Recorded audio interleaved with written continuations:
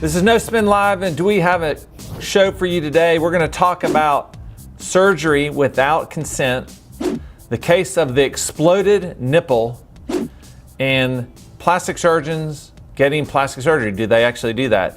And we've got some real great experts to discuss these topics. We've got Dr. Jason Pozner from Boca Raton, Florida, Dr. James Namnoum from Atlanta, Georgia, and Dr. Lee Thornton from Meridian, Mississippi. All right, well, let's get into this first topic. Jason, I'm going to start off with you. This is about a plastic surgeon who's has some legal proceedings going on for apparently doing, surgery that was not consented for. So does that happen? It's in this particular case, I actually know the physician involved, and he was actually a friend of a doctor who used to work here.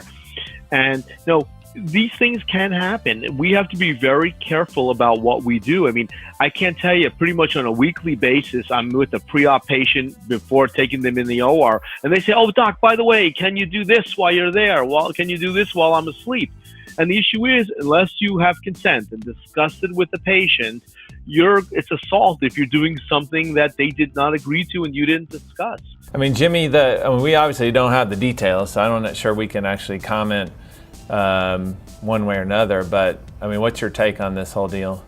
Well, I think, like you said, we don't have the details, so it's really difficult to know what the doctor was thinking. And presumably he was thinking about doing the right thing for the patient, but like Jason said, a lot of times there's 11th hour decision making, and he may have talked to the patients in the preoperative area and not gotten a consent because everyone thought, well, I heard him agree. Yes, they agreed. Yes, we talked about doing this. But unfortunately, for everybody concerned, unless you have really documented it and read through everything, these 11th hour decisions are problematic. What's your insights into maybe patients that are seeing this and worried that that's going to happen to them? Well, we certainly hope that it's rare. And again, I'll reiterate, we don't know the details of this case. I don't know what is on that consent. So hopefully there was consent and pretty clear cut. If not, of course, this is a problem. I think this is a very black and white area. You've got to have consent. You have to have discussed it with the patient. That's all there is to it. Now, one thing that I will tell you that we've instituted here several years ago, and we really go by the checklist system. It's like a pre-flight check for an airliner taking off. And we often have patients in our preoperative room, whether we're removing a lesion or whether we're doing a cosmetic case, they may ask for something more. We always have our pre-op nurse in there. If we do make a decision, immediately it's put on the consent.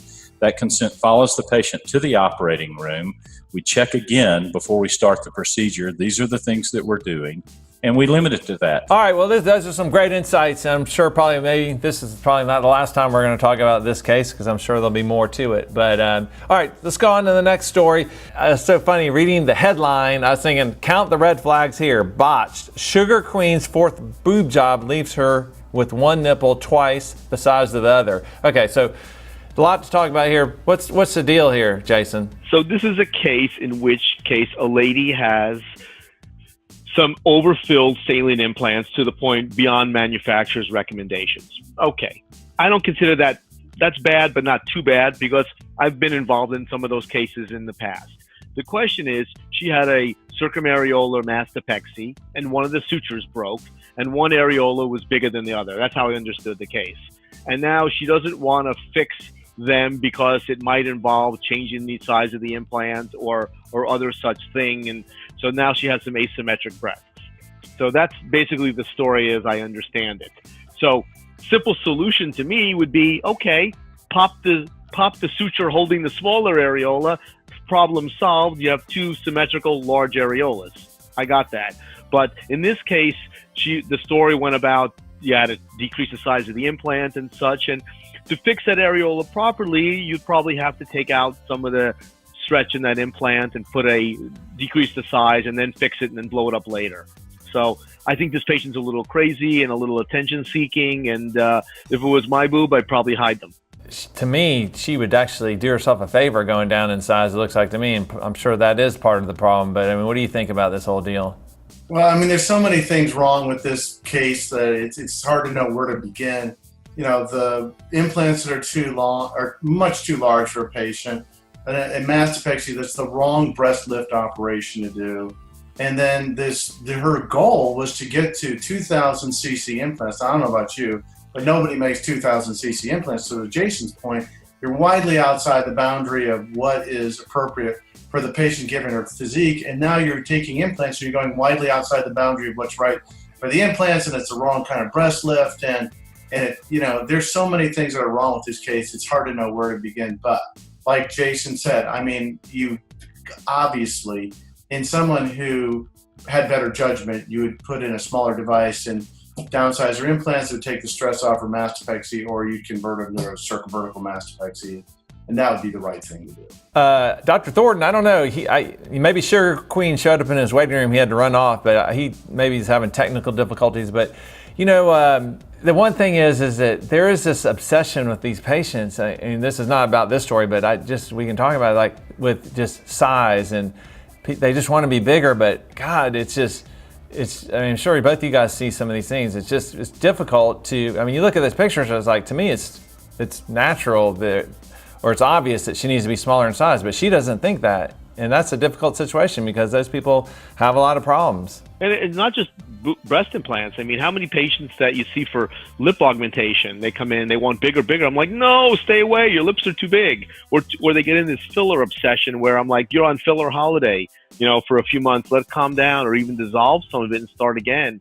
People keep looking in the mirror and don't know what they're seeing, I think. And I think that's a big part of the problem. We all wish Sugar Queen the best of luck, and hopefully she can get what she wants. So, all right, well, let's move on to the last story. And still missing Dr. Thornton, technical difficulties. Maybe he'll be joining us. But the question is, do plastic surgeons get actual plastic surgery procedures on themselves? So previous to last week, okay, I've done Botox fillers, I've done a bunch of lasers, I've had cool sculpting, other non-surgical fat, I've had the new BTL device.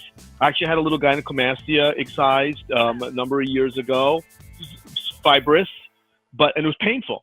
But that's fine. But this is my first foray into real cutting cosmetic surgery. I had a little downtime in my schedule due to a canceled trip, and I got tired of looking at my lids. So I had one of my partners, Dr. Alan Gold. He did my upper and lower eyelids. Today's Tuesday, a week ago Monday. Upper bleph, lower pinch plus fat out, plus a laser of my lower lids.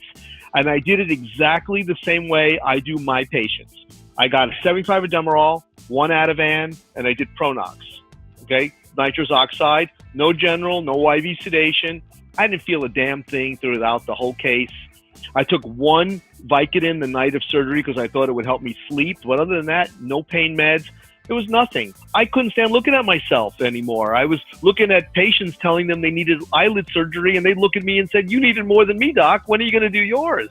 So I took the plunge, and I got to tell you, I learned a few things, though, on like cleaning and other things and how to prepare the patients better. But one of the things I can tell you, though, is I'm going to talk to the patients a little bit differently now, because I can tell you, I knew what I was experiencing. I knew that if I had a pain or a swelling or a little pull down, what was going on. But I could understand where the patients would be a little scared about something that wasn't perfect immediately and be on the internet looking up Dr. Google and trying to figure things out themselves.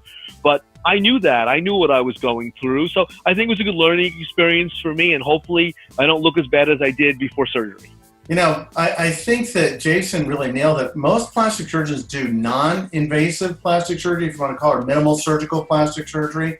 Those that are in the know, like Jason, probably opt for non-general anesthesia if they're going to do something like their eyelids.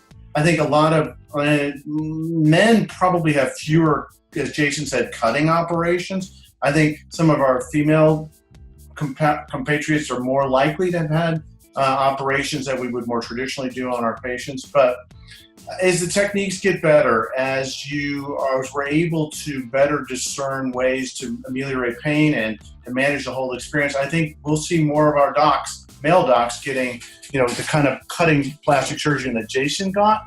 So I think we're going to see more of it, Billy. I think that techniques get better, and as they get better, doctors are more inclined to have things done because they see it.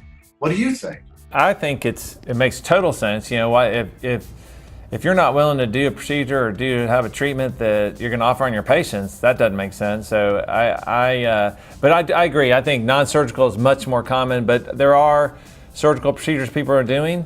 You know, Jason, I was going to say No Spin Live. You know, it's been the patients watch this, and we get so much email and messaging how the insights you guys are providing people really like, but it's helped you even. Look, if you didn't watch yourself on No Spin Live, you wouldn't have had this surgery. And now look, you look 20 years younger. We couldn't even tell it was you. Especially that right eye. Now. Especially I'm that going to right laser my eye. scars too. Once another week or so, the scars are getting lasered because that really helps. Yeah, I was going to say, I totally agree with those insights about the learning and the being able to talk to patients. And with that in mind, I'm happy to put breast implants in either of you guys at any time. Just let me know. All right. And that way you'll be able to talk to your breast implant patients with a new light. Our viewers, I'm sure, enjoyed it. And if you want to see more of this, you can see it on theplasticsurgerychannel.com.